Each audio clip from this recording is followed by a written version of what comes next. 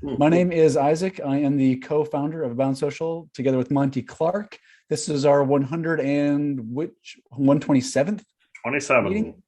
127th meeting. And we're going to have a very special, smart, recurring panelist guest, Judi Hayes, who, by the way, Judi Hayes, for those of you who don't know, Judi Hayes actually introduced Monty and I, and we merged our companies a while back. So that wouldn't have happened if all this because wasn't of happening. Judi. And I got to quit my job because I get these recurring revenue royalties. So, I mean, it's a win-win. Yeah, there you go. So thank you, Judi. I appreciate you. A longtime friend. She's been here for a long time. You can maybe even just give a quick plug on your new book because that's pretty exciting. I know that. Yeah. So, Judi, I'll let you take it from here. I'll let you got the floor. Oh man. Well, this is a topic that is actually, let me bring my screen up here. This topic of LinkedIn data. Yeah, it's kind of funny because I have done some training, which I call, I'm going to say like regular people on LinkedIn.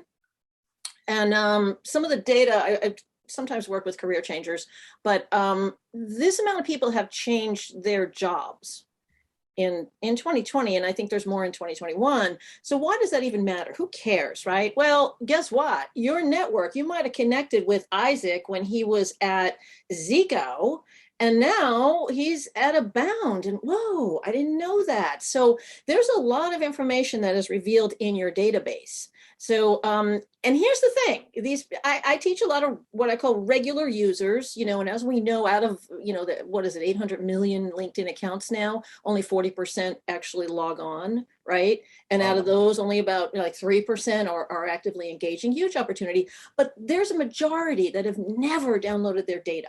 They didn't even know they could. It's like, wow. And the ones that have downloaded, I haven't done it in a couple of years. It's like somebody just told me, I was doing a survey and they said, oh yeah, I'm waiting till I get a new computer before I download my data. It's like, okay, that's cool. So here's the case. I'm going to make the case of why you want to do it. This has always been my thing, is LinkedIn is a rented platform. So guess what? They get to make the rules. When GDPR and CCPA, California Privacy Act, came out, that's when emails were no longer able to be captured, and that was like a wow, because it's kind of good and bad. Now you have to opt in. What if you get suspended? I mean, it's been happening for no fault of people. I mean, some people are bad actors, but other people, they may have been just too efficient on LinkedIn and they got suspended. What if you get hacked? Holy crap. Imagine if you don't have your LinkedIn account and your data, all of that gone. Whoa. So here's the thing. Anytime you're doing any changes to your profile, you should always have a copy of your profile. And the very easiest thing you can do, and I'm showing you the path here, so if you just want to screenshot that or wait for the recording, just download your profile as a PDF. And anytime you make major changes, I either screenshot it or I'll do another PDF, but that's just a common practice, okay? And I highly recommend that. The next thing is managing your data, okay? And this was an aha. I looked at this and I was like, oh my gosh, there's 63 pages here about all the things that have happened in my account. And so again, there's the path on how to get to it. But it's when I requested an archive, what application has given access, taken access. Take a look at all that and understand what's tapping into your account. And that's the thing about LinkedIn being its own platform, is they can change the rules there too. So the other thing is, this is the most important, and this is the one that people are like, well, I don't know how to do it. Well, here's the thing. Go in now, and even if you download, you may have not downloaded your entire database. Go ahead and download everything and do it. And I just did it a little while ago, and it didn't take 48 hours. I got it like in an hour. And this is how you do it. And you're going to pick this one. You're going to pick the download everything there. And that's going to give you a whole bunch of files. And so people say, well, how often should I do this? Well, I'll tell you what, if you're never adding new connections or, maybe 2 connections a month or something, all right, no big deal. But if you're active and you're adding connections, then I would correlate that with your activity level. Okay. Like I said, your connections change jobs, they take on new roles, they relocate. This is all great information. You can use what you see from your data to engage with your network. And I already talked about the PDF. So here's what you get in a full archive. This is just like gold. Okay, there's so many things in here. So I'm going to dive into a couple of the more relevant things. But this is what the expanded CSV looks like when you do the download. So your connections, this is probably the most important one. And you want to stay top of mind. I mean, when I work with clients, we have uncovered business opportunities just by going through the connections and re-engaging. So when you get your CSV file, first thing I will do when I'm working with companies and individuals is do a filter, okay? Forget about when you connected with them, that doesn't matter. But filter by target companies, so do it alphabetical, and then use a filter to bring up target positions. So let's say I'm dealing with, my clients are chief financial officers. Okay, so I'll sort all the companies, and then I'll do a filter. I just want to see who I'm connected to that has the title chief financial officer. Wow. Then what you do from there is you start to think about, do you want to kick it up a notch and use another tool? Like I use a Google Sheet, and I create a spreadsheet, and I have additional points that I want to track, like what industry are they in, where are they located, when was the last time we had contact, what is their follower count? I want to know what's the size of the network. Are they on a premium account? Generally, people on premium accounts are probably relatively more active, maybe not. What is their activity level? What is their profile URL, company website, et cetera, et cetera. Now, if you have a CRM, great. I still have, I still am struggling with that. And I don't know anyone that's really perfected that. But keeping track on a regular basis is really helpful. So what I like to do is say, use your contacts and your connections as a re-engagement strategy. Why? Well, creating relevance is really important to how you show up in the feed. So if Monty and I are messaging and we're connected, and now Monty shares something, there's a higher likelihood, because we have relevance, and maybe I'm engaging with his post, whatever, that his content will show up in my feed, vice versa. It's also a way to uncover opportunities that you might not have known existed. Offer to make introductions to your networks. Like, oh my gosh, Isaac, I think you should meet Monty. He lives in Kansas City. You guys should talk. There you go.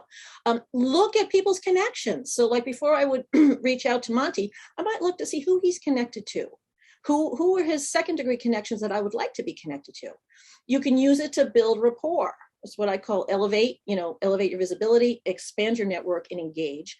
Move to your CRM. And then also, if you have Sales Navigator, you can take it, to that level and start creating some nice lists and searches, but be strategic about reaching out. And I have case studies where my clients have done that, and they have had business opportunities from it. So it really is there, but it's not going to come to you if you don't look at your network. So this is another thing that was really, really interesting. And I just covered up some stuff for privacy. Actually, you can see some names there, it doesn't matter.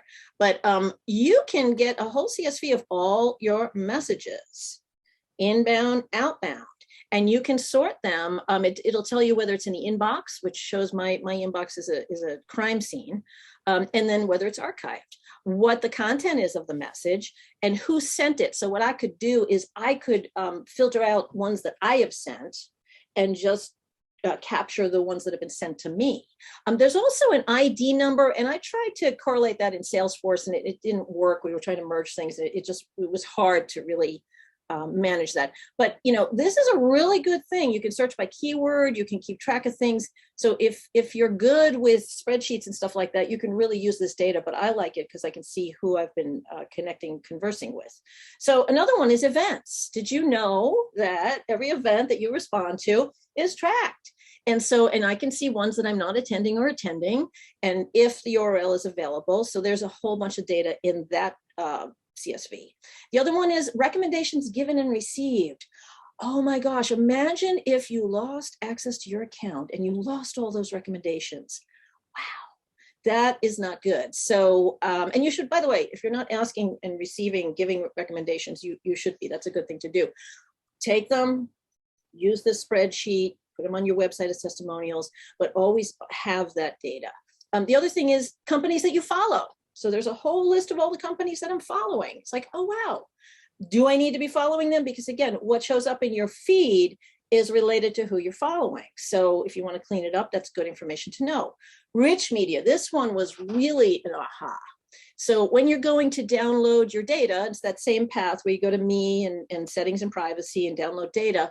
You can look at all your rich media. So photos, videos, documents, and there's a whole archive of them here. So look at this. You could repurpose things. You could reshare things. You could actually say, oh, I didn't know what happened to that. I had that there. So am I talking too fast? I had 3 cups. Great. This morning. Okay. Great, Judi. Yeah. Here's another one that's like, wow, remember when you were in Las Vegas and you were signed in there, and then you were in Florida and then you were there? Or maybe there's a session that is not something that you recognize. You should be checking your active sessions. Now, this isn't something that you download, but it's something you should be aware of. So you really, one of the things that flags LinkedIn is if there's too many active sessions from different IPs, that could indicate multiple people using an account or the account's hacked. But definitely keep an eye on this. And again, that's the path of how to get there. Permitted services. This one was an aha. I didn't realize at one point I had like 27 connected apps. And that's where, if you're using something like a Chrome plugin or something like that, you really want to go back and make sure that there's nothing inadvertently connected to your account. So you want to keep it clean. Okay. And that's how you find it. You go into data privacy, other applications. The next one is connect with me and ask questions. I'm going to conclude now and turn it over to the group here, but I hope that you found this interesting, and I'd love to start a dialogue about this topic. So thank you all.